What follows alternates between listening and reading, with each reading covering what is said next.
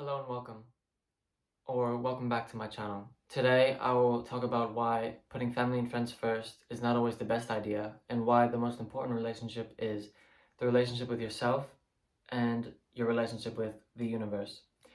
And before I get started, I would like to state that I'm completely neutral about the people I will mention in this video, and I have no hate, resentment, or animosity for anyone. I send them love from afar, but I keep my healthy boundaries. And I also would like to let you know I have some papers here to keep me on track, because some of the things I'll talk about are emotional topics and I don't want to veer off course. But it was really an impulse to record this and put the truth out there about my life, and also perhaps it will help someone else on their journey. Before we get started, I guess you would agree that friends and family should be a safe haven. And I don't mean perfection, but a place filled with understanding and unconditional love. And I guess you will also agree that parents choose to have children, not children asking the parents to have them. And if you are going to have children, you should be as prepared as possible and have all the resources ready to provide for that child. The reason I say this is because maybe what happened in my family won't happen in yours. It all started when my parents got divorced, which is a very common thing. I'm for divorce because it's better than two people staying together unhappy and creating an even more fucked up environment. But the night that it happened was when my father told my mother he wanted to get a divorce and that he betrayed her. My mother and father's door swung open and my mom was chasing my father out of the house, and he went to the bottom of the steps and my mother was at the top, and I woke up because of the loud sounds of her yelling and throwing shit. And I walked out and I didn't really know what was going on because I was 4 to 5 years old, and I just felt that the energy was high. So my mother handed me a ball and she told me to throw it at my father, and I didn't really understand why. I thought it was maybe playtime, so I threw it at my father, and in his eyes he was shocked, and he went downstairs to the garage, took his car and drove away. And my mother was all upset, so she ran into her room and closed the door and was crying, and I was just left there in the midst of it all. And I laid there at the top of the steps and curled up in a ball because I was confused, and fell asleep there till the next morning. And this created a deep trauma for me of being left alone, and yeah, it really fucked me up. I had to heal that. And I also became the man of the house. Even though I wasn't providing income, I was there for my mother mentally and emotionally.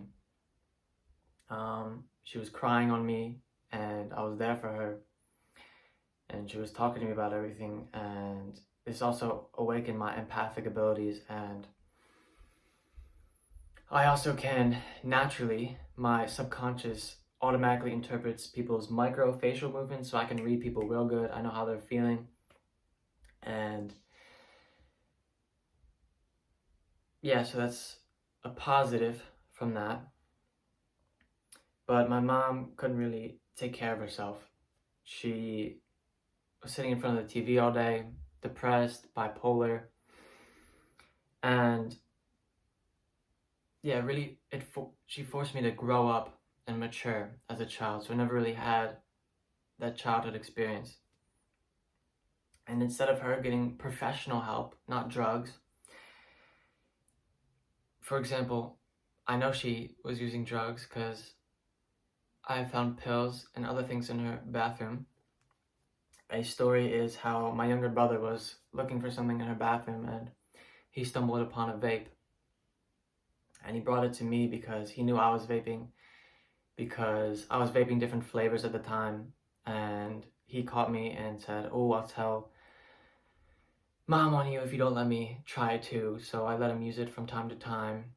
So he was like, "I thought Mom didn't smoke," because she always said smoking's terrible for you. I never smoke. And I said I didn't know either. So we thought, it's our mother's, it must be safe. So we started hitting it, using it, puffing on it. And then I sent a photo to a friend, and he came over and he said, "Oh, that's a real good one." And then he started using it. And then we're all sitting in the living room, and my friend starts laughing really hard out of nowhere.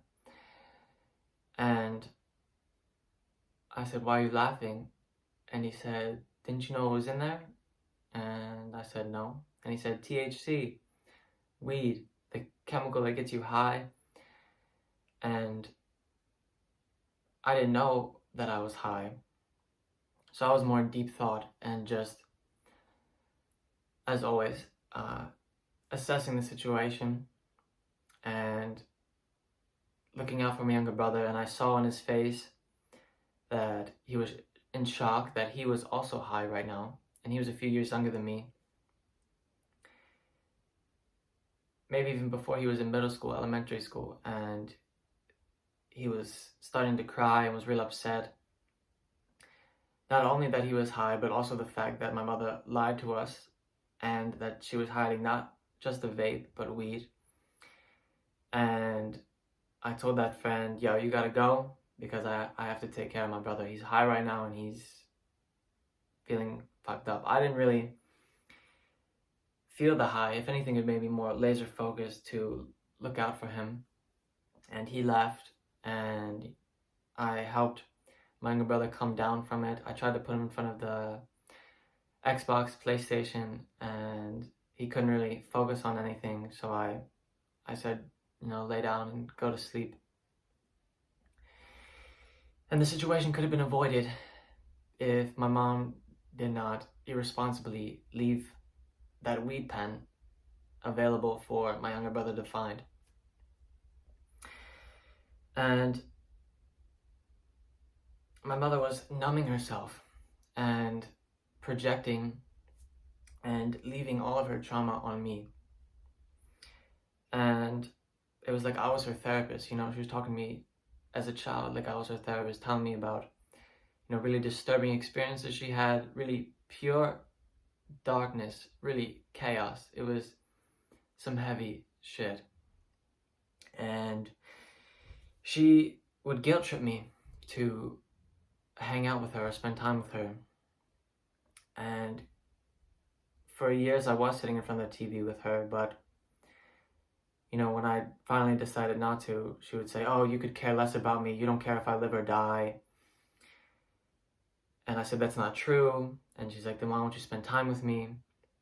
And I didn't really give her an answer back then, but it was because every time I was around her, I just felt I was carrying that weight for her. And we grew apart.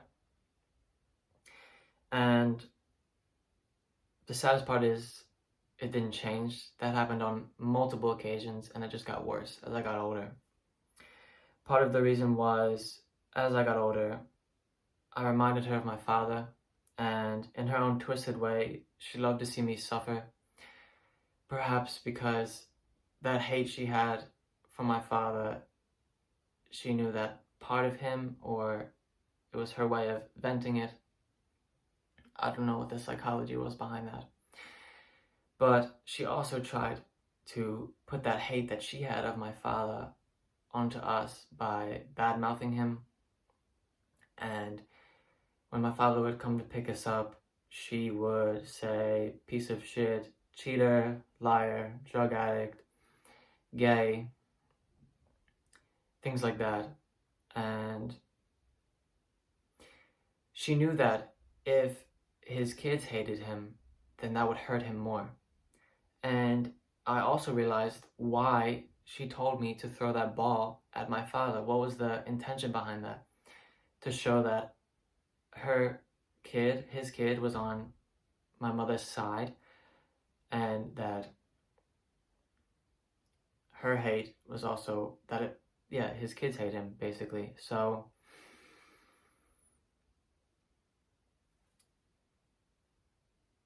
as we grew apart, in her own twisted way, as I said, she loved to see me suffer. She really fucked me up mentally, emotionally, and psychologically, which, in my opinion, is the worst form of abuse and can be worse than physical.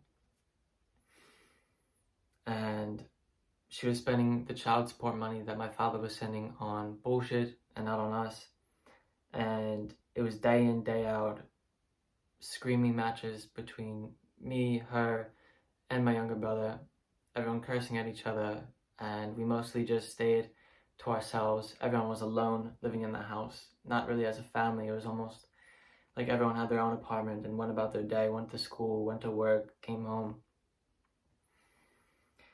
And law of attraction, right? Because I was having verbal abuse at home, I had that energy in my aura. So at school, I was also being bullied.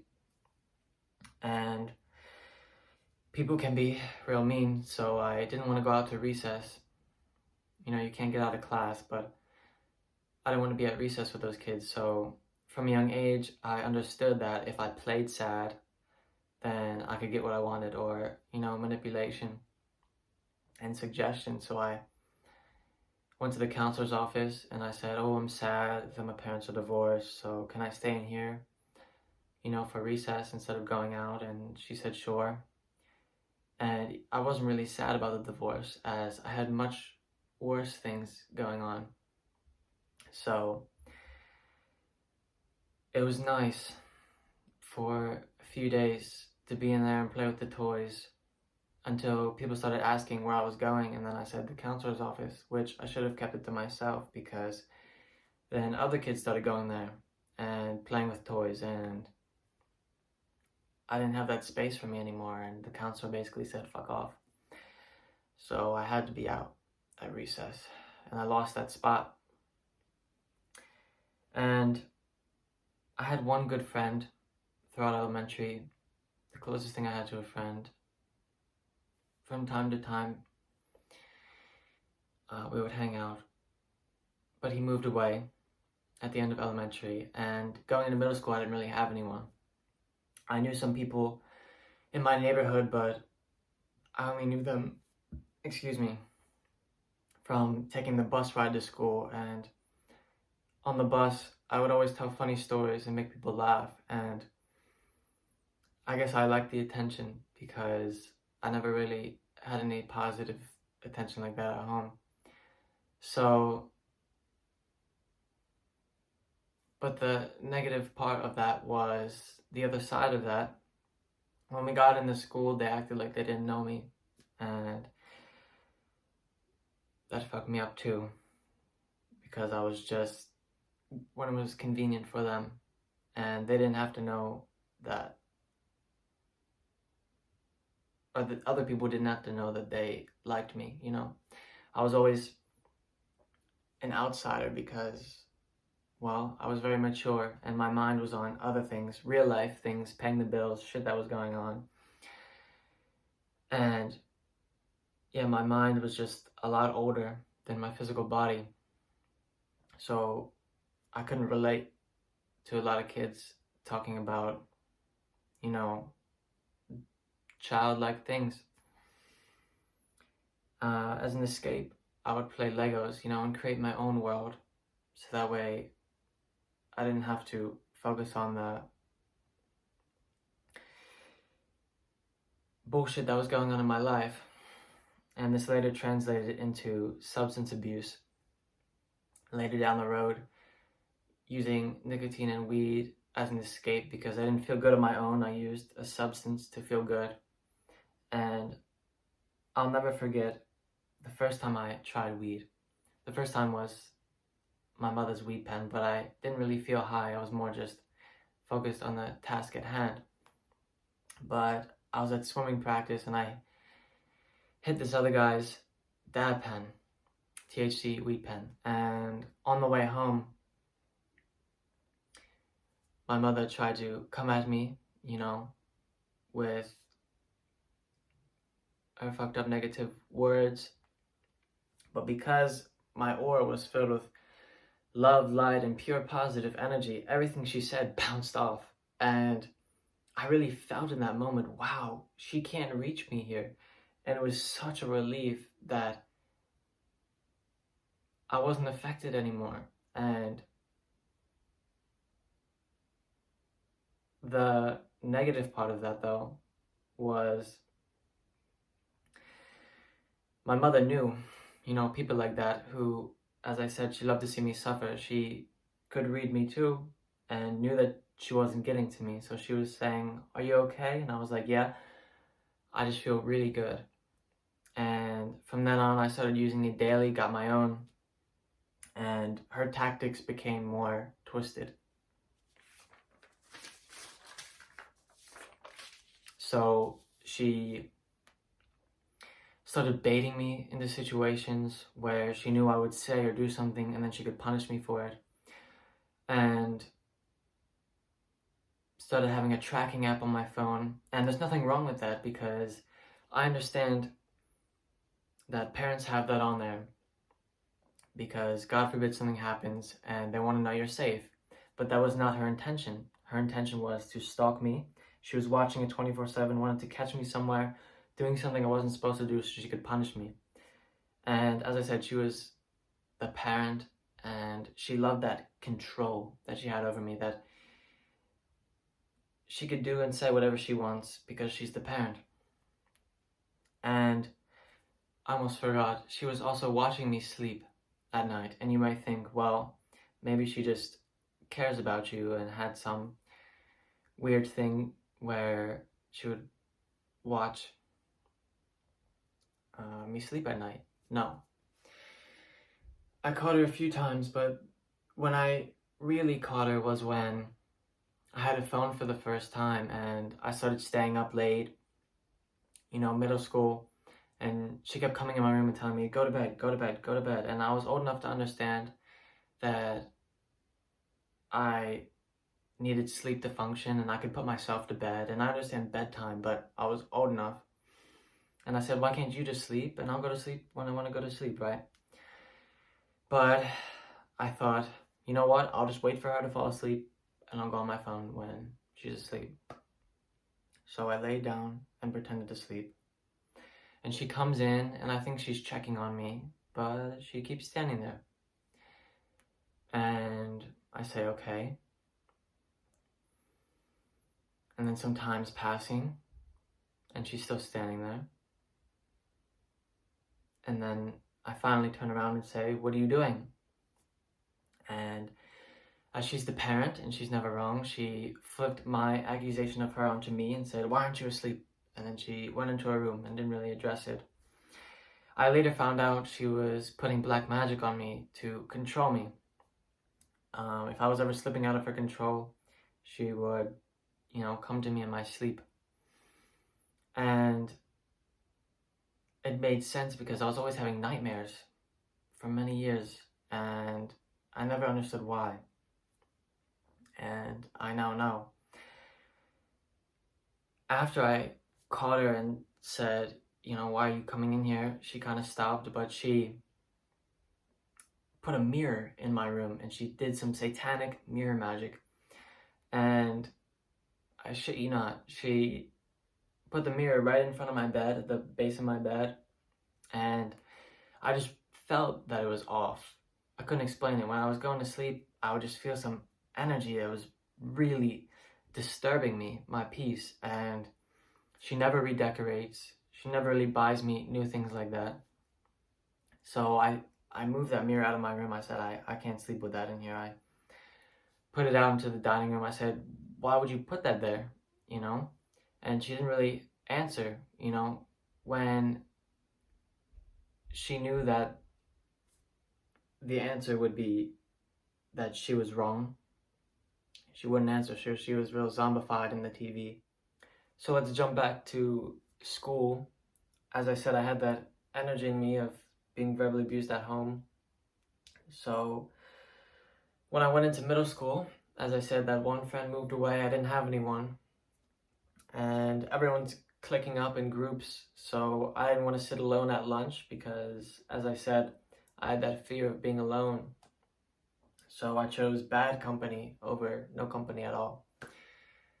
And I sat down with some acquaintances who I knew from my bus, but we were never close, so everyone kind of played sports, and I never really was into that. So in middle school, the bullying is more sophisticated than elementary school, even though that was also harsh. I really got fucked up by those people. And it got to the point where I thought about eating my lunch in the bathroom, but I that would be seen as weakness, so I didn't. But I did go in there to cry when it was too much. And some people would even follow me in the bathroom and say, "Oh, are you crying?" And you're seen as a pussy if you cry, but you're actually a pussy if you don't cry, because you're not strong enough to feel those emotions. And I was just being hit from all sides, at home and school.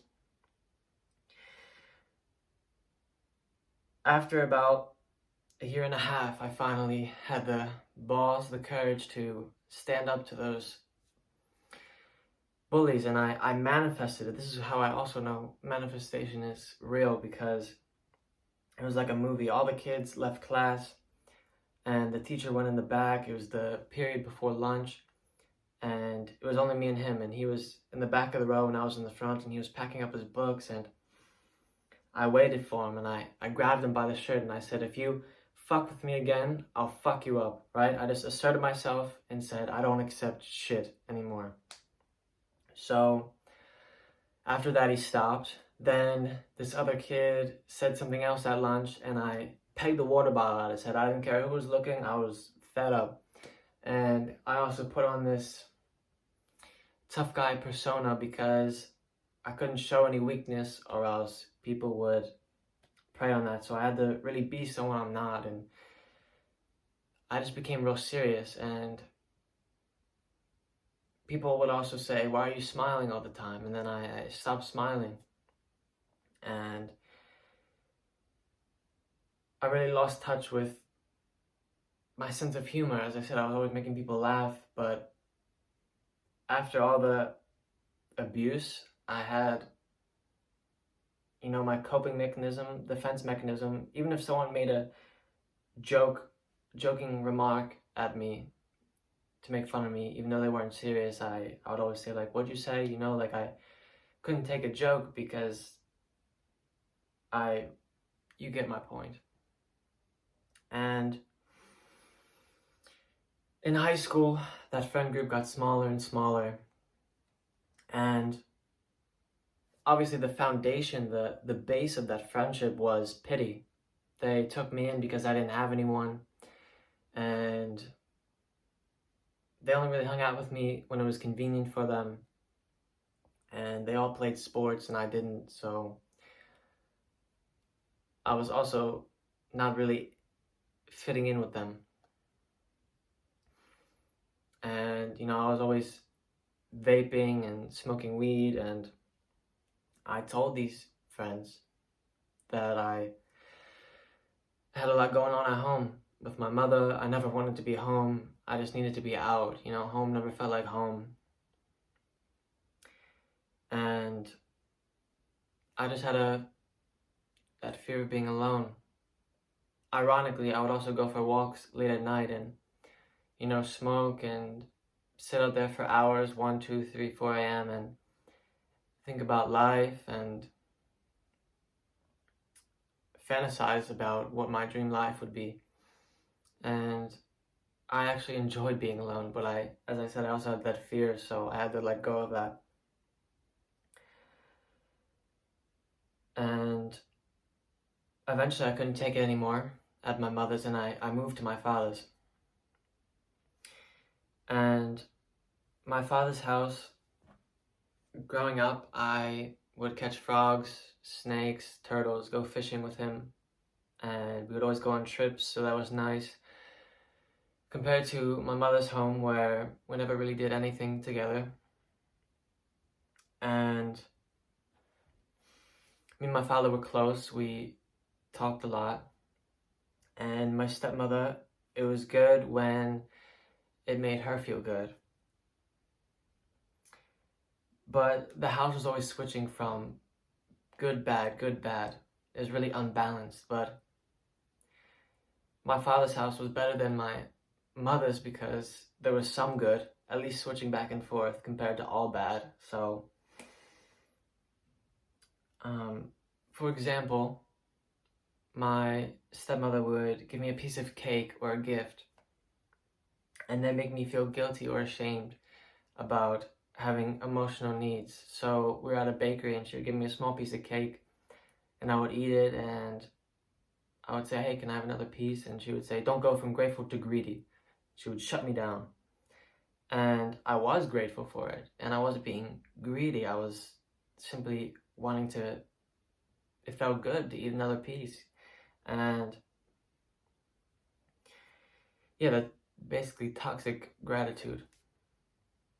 Another example is I had to work around the house at my father's home over there and clean, take care of the kids, and basically stroke my stepmother's ego enough to where I pleased her and she said, yes, you can go out with your friends.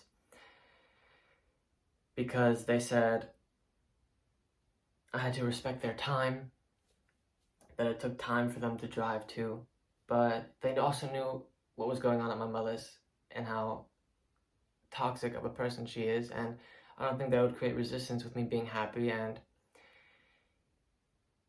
it was the weekend when I was at my father's, and during the week I was in school and working, and that was also my time too, but basically, guilt tripping me again for wanting to have fun.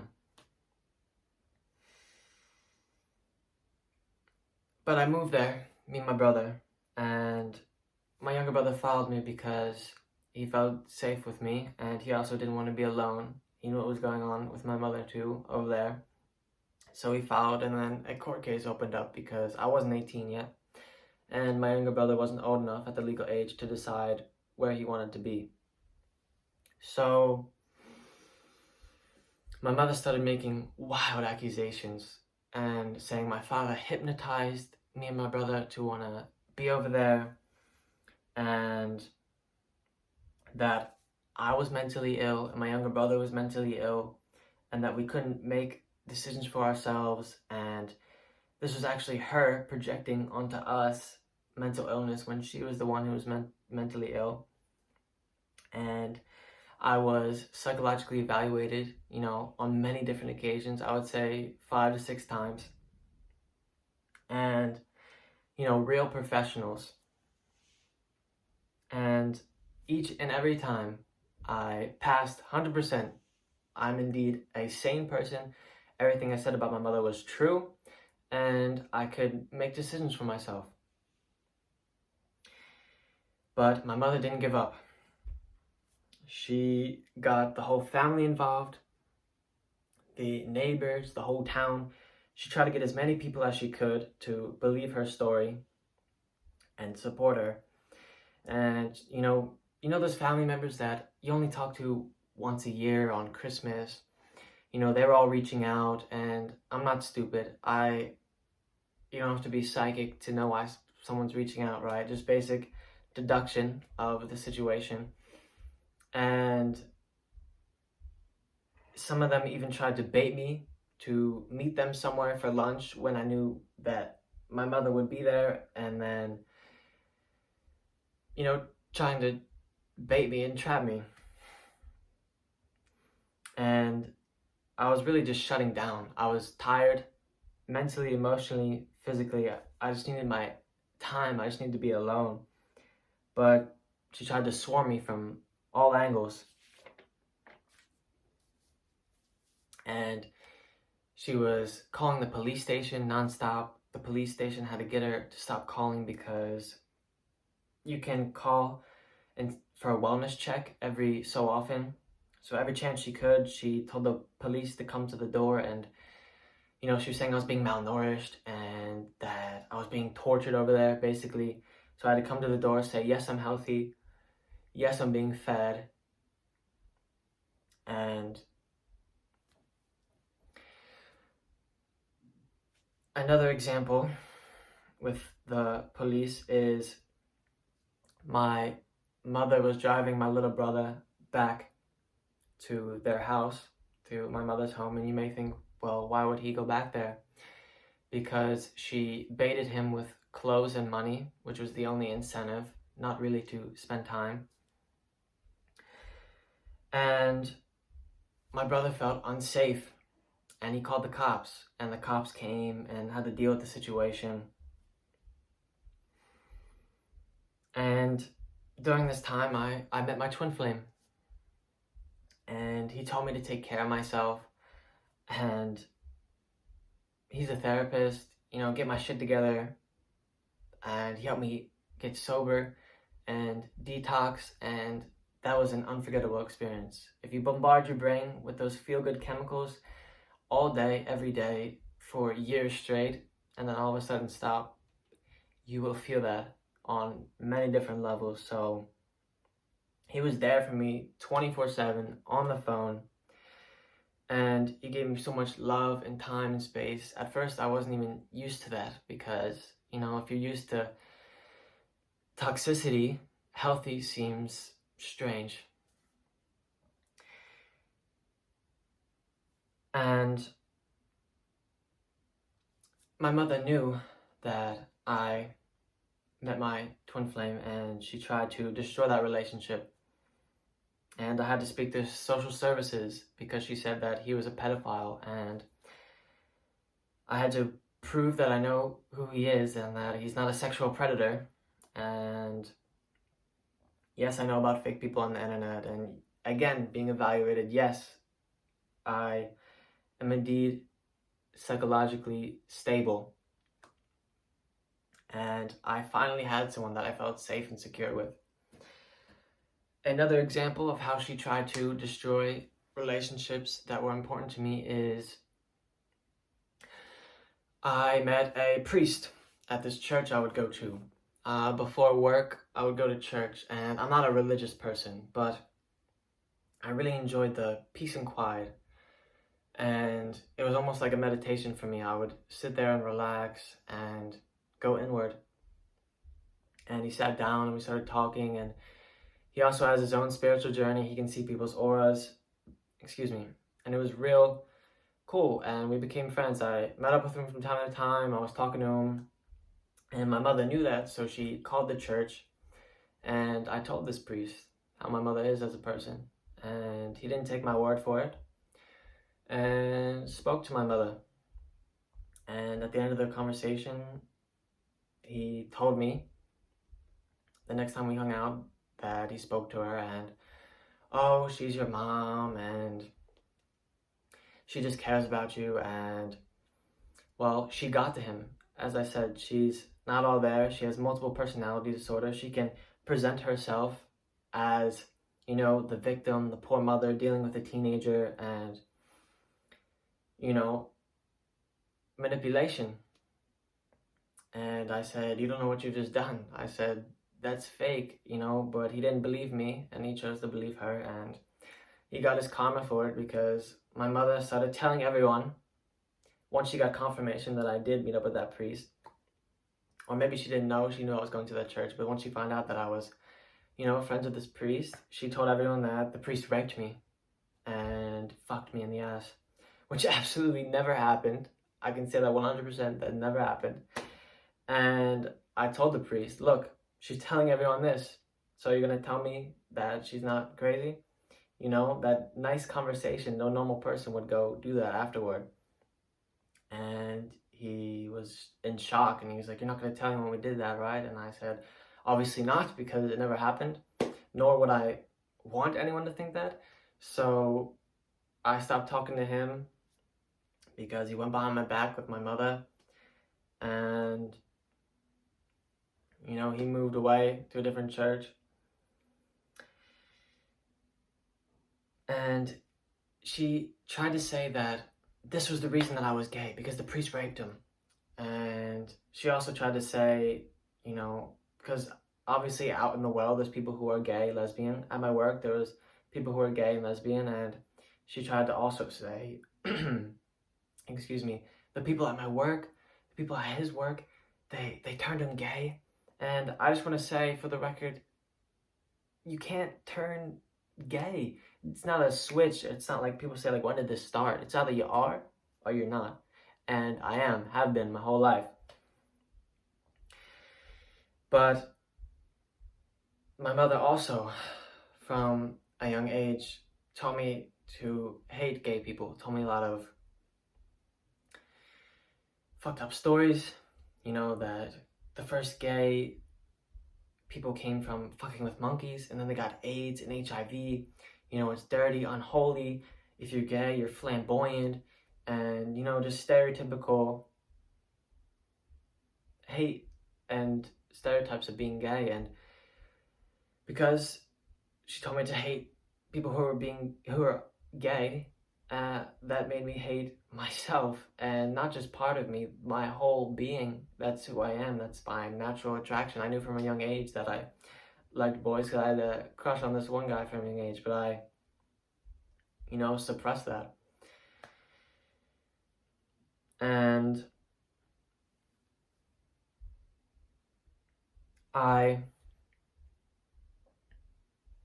actually stopped working because I needed to take time for myself, and it was important for me to take that time daily, you know, even just a few minutes to be there for myself. And, you know, I was detoxing, I was dealing with a lot, and I just really wanted to go into a deep self-healing and become the person who I want to be. So I quit my job. I said, hey, I'm sorry, I got a lot going on. And I really started doing deep shadow work, you know, sending love to my mother from afar, releasing resentment, healing those traumas, and yeah, clearing, releasing.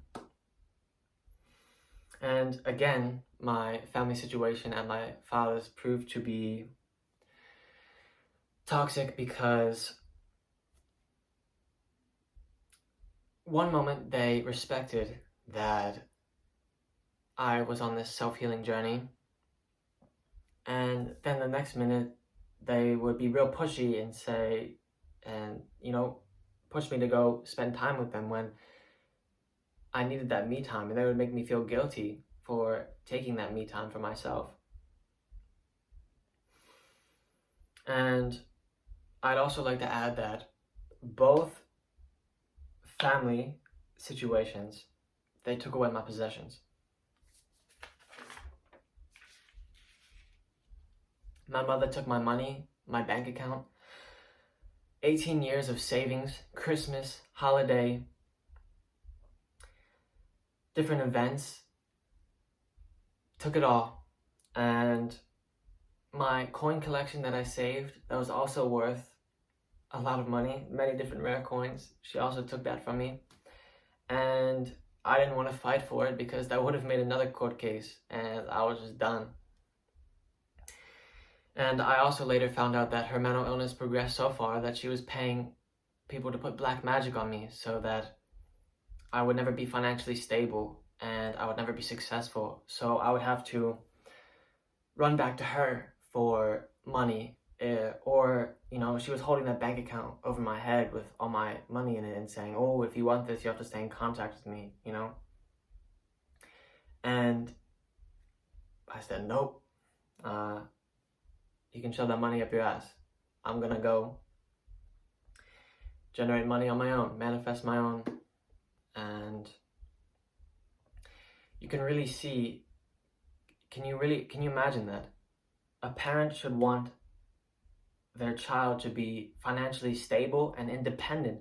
But as I said, she loved that control of as the parent, and she wanted to control. And I was having none of that.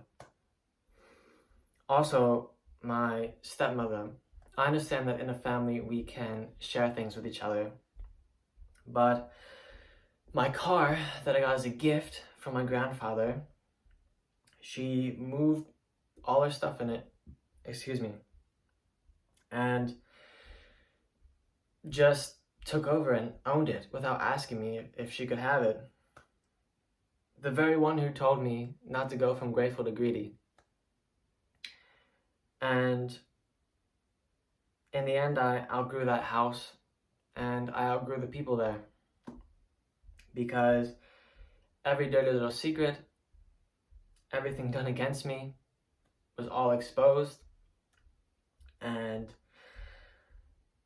I knew about it all, and everything from the past, it just made me sick.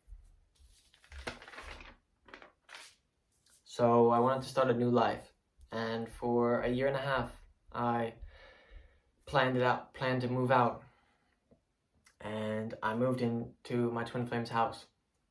And by the way, my twin flame was everything he said it would be, and it was actually even better. So all the lies and accusations, gossip, hate about him was not even remotely close to the truth. So my family just didn't stop, spamming me suddenly with lied love. You make us all one, suddenly accepting my faith and my sexuality.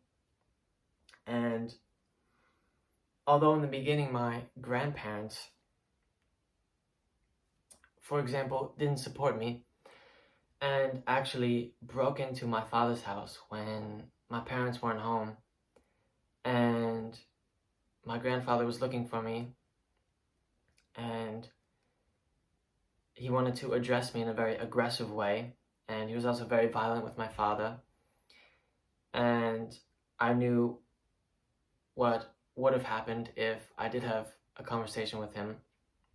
But luckily my brother called the police, and the police came and dealt with the situation, and he never found me. And I just simply want to be alone in my new life, and if I don't talk to you, it's because I don't want to. And alone doesn't mean lonely. I took responsibility for myself, my health. I have great friends, a wonderful relationship, everything I could wish for, and nothing anyone says or does will affect me negatively. And all the words that are coming from my family are empty because they don't match the energy and experiences that I've experienced for those 18 years. And things from the past stay in the past, and I'm not going back there. So all that love spamming, gaslighting, it's all fake, and I know the truth. And also my family, instead of acknowledging that there's toxicity going on, that there's healing needed, they completely ignore it and